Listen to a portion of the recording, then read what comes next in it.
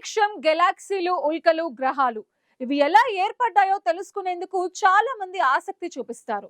లక్షల కోట్ల సంవత్సరాల క్రితమే ఈ గ్రహాలు ఏర్పడ్డాయని శాస్త్రవేత్తలు గుర్తించారు.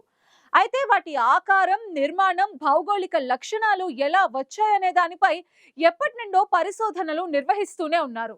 రీసెంట్ గా రైస్ యూనివర్సిటీకి చెందిన శాస్త్రవేత్తలు చేసిన ఒక కొత్త అధ్యయనం కీలక విషయాలను వెల్లడించింది. సౌర వ్యవస్థ పుట్టుక ప్రారంభం దశలోనే గురుగ్రహం వేగంగా పెరిగిందని, దాని వల్లనే మొత్తం వ్యవస్థ నిర్మాణం మారిపోయిందని శాస్త్రవేత్తలు గుర్తించారు. గురుగ్రహం లేకపోతే అసలు భూమి ఏర్పడి ఉండేది కాదని, సౌర వ్యవస్థ ప్రారంభంలోనే పుట్టిన గురుగ్రహం గురుత్వాకర్షణ వల్ల భూమి, శుక్రుడు, అంగారకుడు ఒకే రీజన్ లో చిక్కుకుపోయి రాతి గ్రహాలుగా మారాయని శాస్త్రవేత్తలు వెల్లడించారు.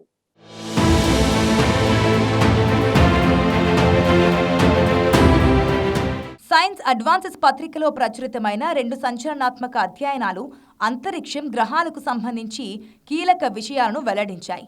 గ్రహాలు, ఉల్కలు, గెలాక్సీలు సౌర వ్యవస్థలలో వాటి జన్మస్థలాల ద్వారా ఎలా రూపుదిద్దుకున్నాయి అనే దానిపై రైస్ యూనివర్సిటీకి చెందిన శాస్త్రవేత్తలు అధ్యయనం చేశారు. గ్రహాలు ఎలా ఏర్పడ్డాయి, అవి ఎలా వృద్ధి చెందాయి అనే దానిపై వారు చేసిన పరిశోధనలను ఆ సైన్స్ జర్నల్లో ప్రచురించారు.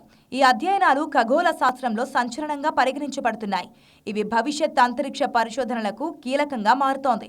గురుగ్రహం ప్రారంభ వృద్ధి సౌర వ్యవస్థ నిర్మాణాన్ని గణనీయంగా మార్చిందని అధ్యయనంలో తేలింది.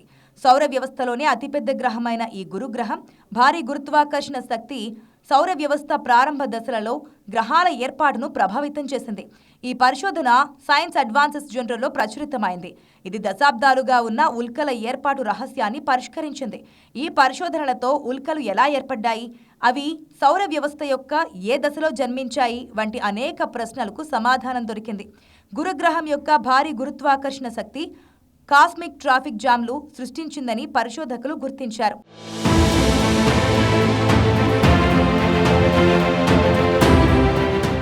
గురుగ్రహం గురుత్వాకర్షణ వల్ల చిన్న కణాలు సూర్యుని వైపు స్పైరల్ గా వెళ్లకుండా ఒక చోట చేరి దట్టమైన బ్యాండ్లుగా మారాయి. ఈ దట్టమైన బ్యాండ్లలో ఈ కణాలు ప్లానేటెసిమల్స్ గా ఏర్పడ్డాయి.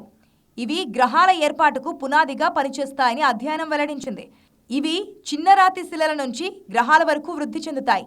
ఈ ప్రక్రియ గురుగ్రహం లేకపోతే సాధ్యం కాకపోయేదని ఈ అధ్యయనం స్పష్టం చేసింది. అనేక కాండ్రైట్ ఉల్కలు సౌర వ్యవస్థ యొక్క మొదటి ఘన పదార్థాల తర్వాత 2 నుంచి 3 మిలియన్ సంవత్సరాల తర్వాత జన్మించిన 2వ తరం బిల్డింగ్ బ్లాక్లను సూచిస్తాయని పరిశోధకులు వెల్లడించారు.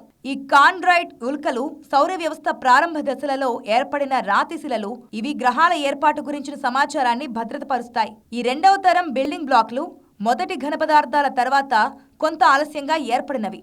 ఇవి గురుగ్రహం ప్రభావం వల్ల దట్టమైన బ్యాండ్లలో చేరి ప్లానేటెసిమల్స్ గా మారాయి. లక్షల సంఖ్యలో మా ప్రోగ్రాంలను చూస్తున్నారు, కానీ అందులో 15% మంది మాత్రమే సబ్స్క్రైబ్ చేసుకుంటున్నారు. దయచేసి iNews ఛానల్ను సబ్స్క్రైబ్ చేయండి. బెల్ బటన్ పై క్లిక్ చేయడం మర్చిపోకండి. Thank you. రైస్ యూనివర్సిటీలో అసిస్టెంట్ ప్రొఫెసర్ అయిన ఆండ్రీ ఇజిడోరో ఈ ఉల్కలను సౌర వ్యవస్థ యొక్క తొలి దశల నుంచి వచ్చిన టైం క్యాప్సూల్స్ గా వర్ణించారు.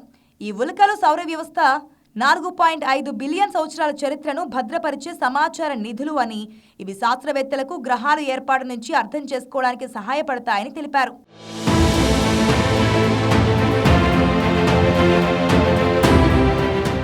ఈ అధ్యయనం ఫలితాలు గురుగ్రహం స్వయంగా ఈ ఉల్కల ఆలస్య జననానికి పరిస్థితులను సృష్టించిందని చూపిస్తున్నాయని ఇజిడోరో చెప్పారు.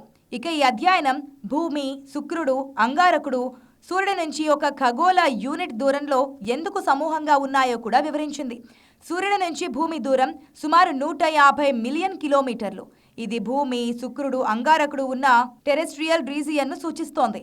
ఈ గ్రహాలు ఇతర సౌర వ్యవస్థలలోని గ్రహాలలా సూర్యుని వైపు స్పైరల్గా వెళ్లకుండా ఈ ప్రాంతంలో ఉండిపోయాయి.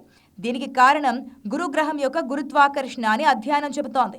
సౌర వ్యవస్థ ప్రారంభ దశలలో గ్రహాల ఏర్పాటుకు అవసరమైన ధూళి, వాయువులు ఇవి సూర్యుని వైపు వెళ్లకుండా గురుగ్రహం ఆపింది. ఈ అడ్డుకోవడం వల్ల భూమి, శుక్రుడు, అంగారకుడు టెరెస్ట్రియల్ రీజియన్లో చిక్కుకొని వృద్ధి చెందాయి. దీంతో ఇవి రాతి గ్రహాలుగా మారాయి. ఈ ప్రక్రియ గురుగ్రహం లేకపోతే సాధ్యం కాకపోయేదని, ఎందుకంటే ఇతర సౌర వ్యవస్థలలో గ్రహాలు సూర్యుని వైపు స్పైరల్ గా వెళ్లి హాట్ జూపిటర్స్ గా మారాయి. ఈ ఆవిష్కరణ సౌర వ్యవస్థ నిర్మాణాన్ని అర్థం చేసుకోవడానికి కొత్త దృక్పథాన్ని అందించడంతో పాటు ఇది గురుగ్రహం కీలక పాత్రను హైలైట్ చేస్తుందని శాస్త్రవేత్తలు చెబుతున్నారు.